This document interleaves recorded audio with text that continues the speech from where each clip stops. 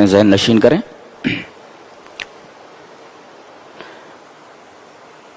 انسان پر جو بھی مصیبت آتی ہے اس کی 3 وجہ ہیں۔ ریپیٹ کرتا ہوں، انسان پر جو بھی مصیبت آتی ہے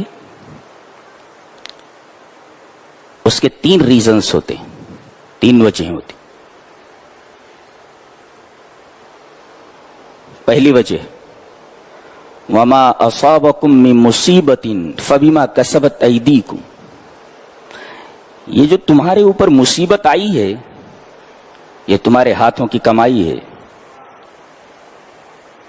تم نے کرتوت ہی ایسے کیے ہیں کہ یہ مصیبت تمہارے اوپر آتی، یہ تمہارے کسی گناہ کی سزا ہے۔ تو ایک مصیبت تو آتی ہے جو کسی گناہ کی سزا ہوتی ہے۔ یہ آیت سورہ شورى کی ہے۔ سورہ تغابن میں اللہ نے فرمایا ما اصاب من مصیبت الا باذن اللہ، جو مصیبت تمہارے اوپر آتی ہے وہ اللہ کے حکم سے آتی ہے۔ کیا مطلب اللہ کے حکم سے آتی ہے؟ مطلب یہ ہے کہ اللہ کے حکم سے یہ جو مصیبت آئی ہے اس کا مقصد یہ ہے کہ تمہارے کسی گناہ کا کفارہ ہو جائے۔ وہ مشہور حدیث ہے، آپ سنتے رہتے ہیں کہ اگر کسی مومن کو کانٹا بھی چبھ جائے، جو کانٹا چبھنے سے جو اس کو تکلیف ہوتی ہے، اس تکلیف کی وجہ سے اللہ تبارک و تعالیٰ اس کے گناہوں کا کفارہ کر دیتا ہے۔ تو ایک مصیبت آتی ہے آپ کے گناہوں کو مٹانے کے لیے آتی ہے۔ یہ مصیبت بہت بڑی رحمت ہوتی ہے۔ اور تیسری وجہ اور تیسرا ریزن بہت ہی عجیب ہے، غور سے سنو۔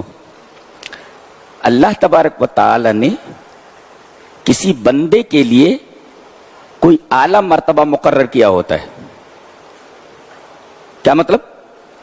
اللہ اپنے بندے کو کوئی اعلیٰ مقام دینا چاہتا ہے، اور اسے معلوم ہے کہ بندہ اپنے کسی عمل کی وجہ سے اس مقام تک نہیں پہنچ سکتا، تو اللہ اسے کسی بیماری میں مبتلا کر دیتا ہے، اسے کسی مصیبت میں مبتلا کر دیتا ہے۔ عمل کی وجہ سے اس اعلیٰ مقام تک نہیں پہنچ سکتا تو اللہ اسے کسی بیماری میں اور کسی مصیبت میں مبتلا کر دیتا ہے۔ اس مصیبت کی وجہ سے بندہ اس اعلیٰ مقام کو حاصل کر لیتا ہے، اس اعلیٰ مقام تک پہنچ سکتا ہے۔ اللہ، اس کا مطلب کوئی بیماری آئے، کوئی مصیبت آئے تو ہو سکتا ہے یہ مصیبت اللہ ہمیں اس وجہ سے دے رہا ہے، اس مصیبت میں اس وجہ سے مبتلا کر رہا ہے تاکہ اس اعلیٰ مقام کو ہم حاصل کر لیں جو ہم اپنے عمل کی وجہ سے حاصل نہیں کر سکتے۔ بہت گہری بات ہے، شاید آپ نے کبھی سنا ہو۔